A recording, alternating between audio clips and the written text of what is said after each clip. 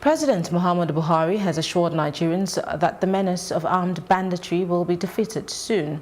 He said ending banditry remains a major priority of his administration, and his government would do whatever it takes to confront the public enemies with merciless determination. In a statement signed by Senior Special Assistant to the President on Media and Publicity, Garba Shehu, President Buhari described himself as one of the unhappiest leaders in the world. The President also explained that he is not indifferent to the killings that are being alleged by some Nigerians, because almost every week he summons his security chiefs to get an update on the strategies being devised to defeat the mass murderers in order to know the most effective measures to adopt.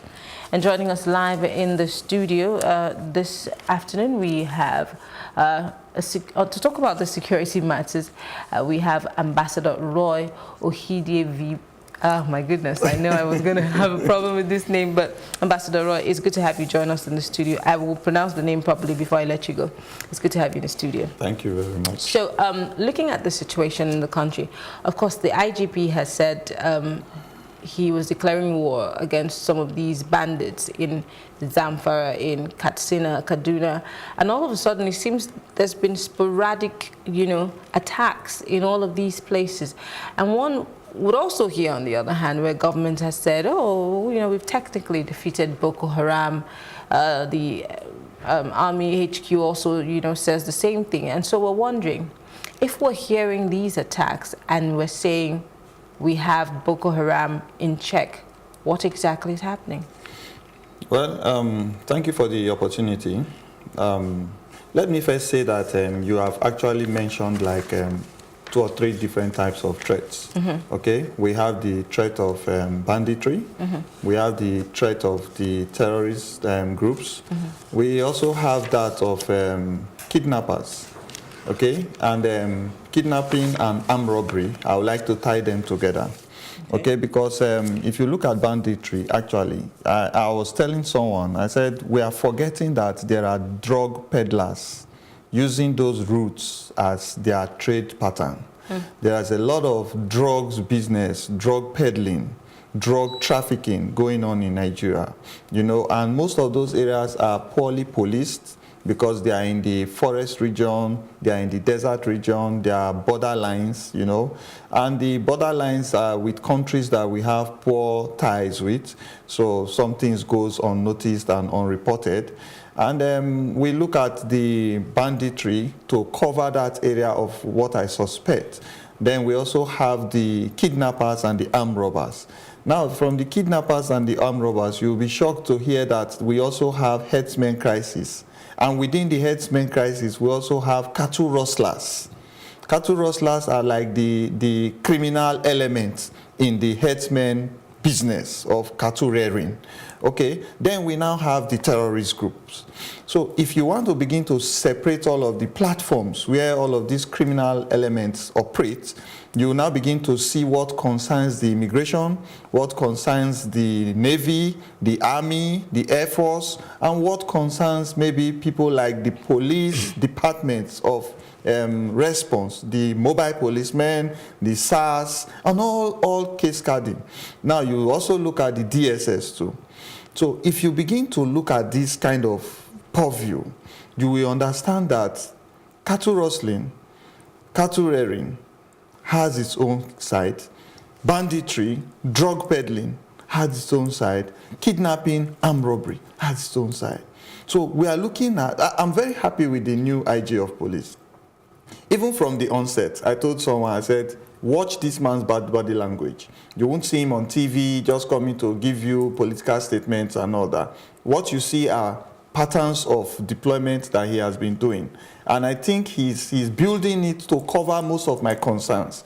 What are my concerns? My concerns are that the police have not been given the capacity and the capability they desire and they need to be able to curb petty crimes that usually grow to the magmas that we see. Also, the police also have not been given the opportunity to grow in the hierarchy by performance. You see politicians coming to to unveil an IG, to unveil a DPO, everybody wants to dance to the tune of a political party in power, or that can influence promotion, that can also cover corruption. So it has destroyed most of the arms of the police. Talking about prioritizing these, issues, you have compartmentalized them for us, which is clear. So if we have these issues happening mostly in the northern part of the country, and they're much more than what we're experiencing in this part of the country, why are those deployments? I mean, we hear SAS killing people every day, arresting people for carrying laptops in this part. If there is a real job for them to do, why are they not all being deployed to those areas to deal with the issue?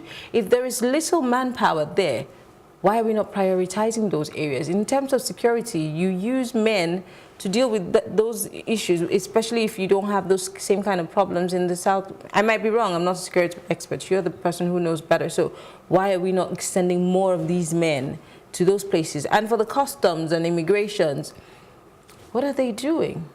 These are big questions. We also know that we have porous borders. Why are we not prioritizing these issues if we know that this is where they're emanating from? Apart from the IGP, that's all we hear. Yeah, so you see now, I'm a retired military personnel. So sometimes when I want to talk about such issues, I like to be very neutral, okay? Because people may begin to have the wrong aversions. Now, if you look at the military itself, the military is supposed to contain armed insurgency, especially when they hold ground, especially when they claim space, especially when they try to hoist a flag or wear uniforms. That is the time you begin to really expect that. No, when we have the army coming, like what the Air Force just did now, to bomb selected places and all that, you should expect that elements of those groups will like to trickle back into the society. So we should expect organizations like the DSS and all that to up their game. They are doing that. If you go to the DSS now, you see a lot of people that have been arrested that are being profiled. If you go to the IDP camps, there are intelligence network placed there, because sometimes you will hear that one big commander in the Boko Haram terrorist group was caught in an IDP camp. They are wiser now, because these guys come in there to re-indoctrinate these people that are already running away and get more followers from there. They also come there to sell their drugs, to raise money. They also come there to commit havoc. Sometimes we hear in those days where bombs blow up in IDP camps. So most of this responsibility that the army should do should end in the actual confrontation and combat. Then we should expect the immigration to put their games in order, because some of these people that are coming here, if an immigration officer should talk to I and you, they should be able to know that, oh, this guy is from this dialect, this girl is from this dialect. But I'm sorry, so, we don't have too much time, but you see, I have had contact with these people, and if you are in a public transportation, let's take, for example, I'm going from Calabar to Port Harcourt. They just stop you and say, where are you from? Where are you from? I could claim to be from anywhere. How do you do? And so for me, I don't think they do such a great job. So maybe there has to be training, retraining. What do we need to do quickly before we go? Part of the responsibility is on data.